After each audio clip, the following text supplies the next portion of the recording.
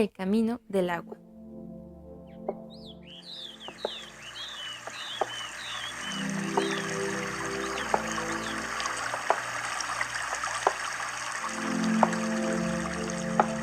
¿Te has preguntado cómo llega el agua hasta nuestros hogares? ¿Y por qué parece que cada vez hay menos?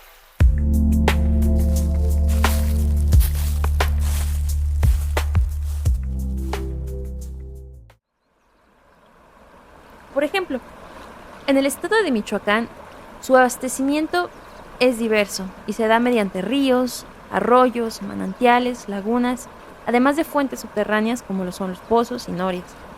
Aunque pareciera que Michoacán es un estado con una alta presencia de este elemento, el cual por cierto abastece a otras entidades fuera de él, como al sistema Cuetzamala de la Ciudad de México, la realidad es que la sequía se ha magnificado en los últimos años. Una de las ciudades con mayor problema de abastecimiento es la ciudad de Morelia, donde en la presente temporada de lluvias no se han logrado llenar los abastecimientos de agua, como es el caso de la presa de Coincio y el manantial de la Mincita, los cuales no rebasan el 40% de su capacidad y se muestra como una de las consecuencias del cambio climático y la escasez de este recurso que se está viviendo en el país. Platicamos un poco con Domingo Silva Ramírez, quien es un especialista en temas relacionados al agua desde hace ya varios años, quien ha trabajado en diferentes proyectos alrededor de la República y a quien la vida lo ha llevado a centrarse en temas de contaminación hídrica. El especialista nos comparte además su experiencia en la participación de proyectos de gestión del agua, los factores que influyen en su ciclo, las diferentes problemáticas en torno a ella y cómo debería de tratarse después de su uso para una correcta reinserción al ambiente, además de las variables que influyen en el ciclo del agua. Pues mira, primero que nada, el agua, lo que llueve, se denomina o se desarrolla bajo algo que se llama ciclo hidrológico. Eso, o sea, se repite. Nosotros, el agua que usamos y todo eso, es agua desde las épocas de los dinosaurios, No se acaba. Se guía bajo un ciclo por el que vuelve a pasar infinidad de veces bajo la evaporación, condensación, precipitación, la escorrentía y la infiltración. Sin embargo, este ciclo se ha visto alterado. A lo mejor ustedes han visto, por ejemplo, aquí en la ciudad de Morelia, que en una hora llueve lo que tendría que llover en una semana, por ejemplo. O en una semana llueve lo de un mes. Esa es una desregulación que existe en el ciclo por diferentes motivos. Primero, el principal es el aumento de la temperatura en cierto punto. Del viernes 3 y hasta el sábado 11 de mayo, las altas temperaturas ocasionadas por la segunda ola de calor no darán tregua a la República Mexicana.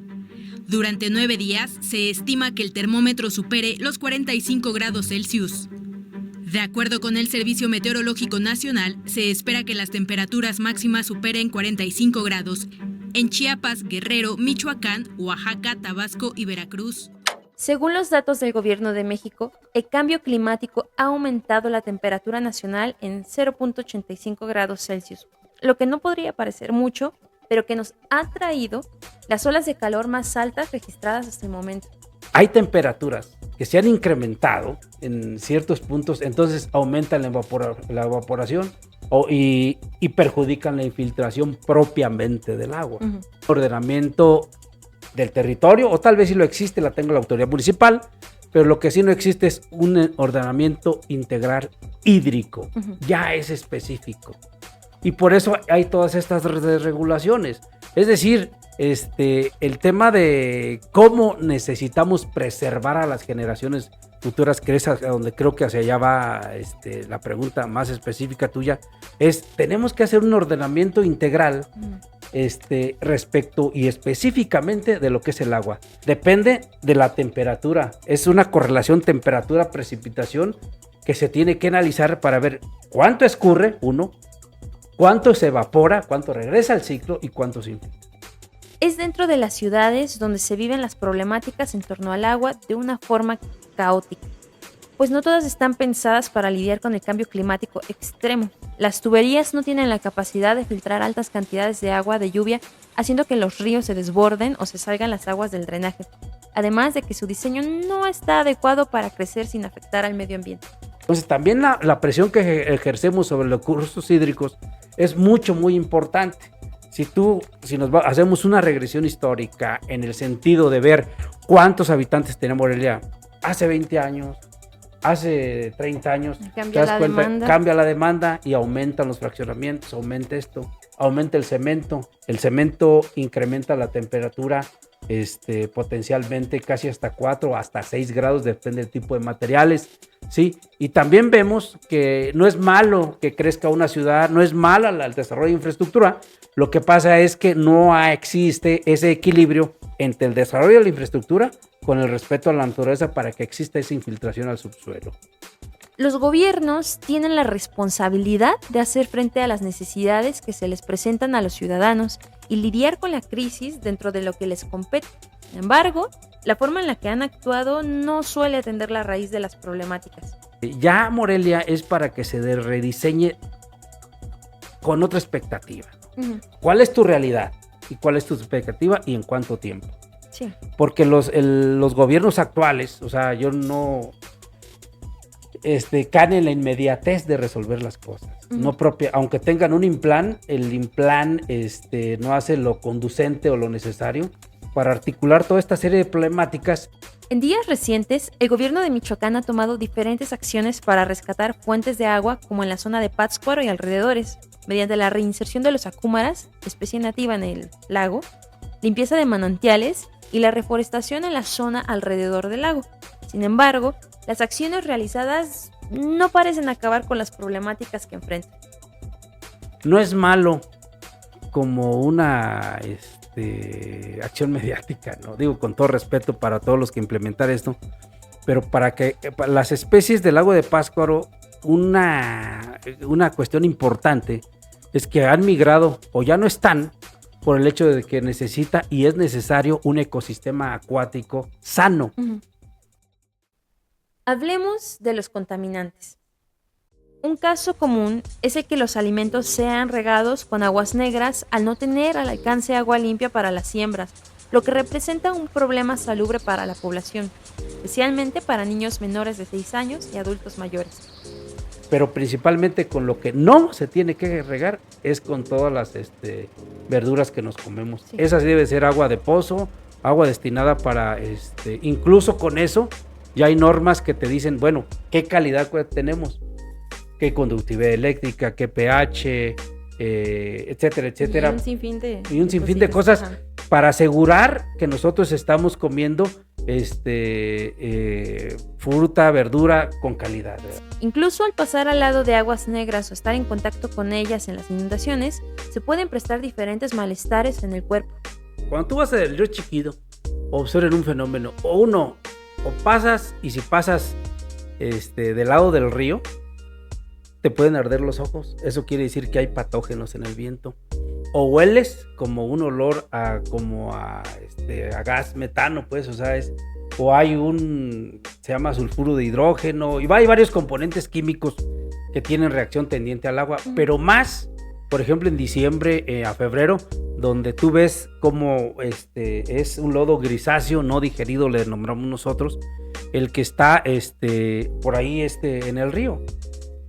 Y ustedes lo pueden ver. ¿Qué te sucede, por ejemplo, al contacto? ¿Te empieza a dar comezón uh-huh. o te empiezan a arder los ojos? Y si te tocas es peor. ¿Por qué? Porque te metes un patógeno sin querer que polulan uh-huh. ahí en el ambiente, le haces esto y te empiezan a arder. Ahí que necesitas, pues luego limpiarte los ojos con unas gotitas. Yo, por ejemplo, pues como nos dedicamos a esto, eso traemos todos los menjurjes, sí, dice, los necesarios para hacer esto sí. Y de alguna manera pues ya no la sabemos, ¿no? Ahora, sí si fue porque se salió el drenaje, sí causa ese tipo de escoriaciones. Uno de los factores de mayor contaminación en los ríos son los residuos que se lanzan a estos, como los del desagüe de grandes fábricas. Si hacemos un poquito de memoria y regresamos un poquito, la contaminación básicamente del Río Grande de Morelia, que ahí en Tres Puentes es donde se junta, viene desde la instalación de la propia papelera. ¿Sí? La papelera creo que tiene su planta de tratamiento de aguas residuales, el cumplimiento de si lo hace o no, pues yo lo puedo juzgar porque como ciudadano, ¿verdad? Sí. Por lo que veo en el río, a veces muchos desechos, a veces entonces pues, pone en duda que cumpla. No estoy diciendo que no, nada más ponen por lo que veo yo Sí. lo residual que veo en el río, que viene desde la parte de allá de donde es las canchas de policía y tránsito, para acá todo eso, ¿sí? Y es lo que digo, pero si te fijas y hacemos un análisis, ¿no? Desde la parte histórica, desde la instalación de esta empresa hasta lo que viene, yo no digo que no sea importante y Sí. que no genere empleos, ¿eh? Estamos hablando de dos cosas distintas. Yo de lo que estoy hablando es que esté en colisión el mundo natural con la parte industrial. Algunas de estas respuestas ante los diferentes problemas que se enfrentan ante la crisis hídrica está también en que cada parte tome las acciones que le corresponden. Como tenemos que hacerla ya, pero a partir del empoderamiento social. Aquí no es importante que Lía, que Domingo Silva aprendan lo que ya sabemos, sino que la gente que ahí vive sea esa agente de cambio de lo que nosotros queremos. Sí. Pero la verdadera crisis del agua está siendo provocada grandemente por esa parte de crecimiento demográfico sumado a la deforestación. Es lo que ya todos saben. ¿Y qué tenemos que hacer nosotros? Como dicen, plantar un árbol, pero que se dé el árbol, ¿no? Sí, sí. Justo. Todo ese tipo de cuestiones en cadena yo creo que nos van a dar resultados muy importantes.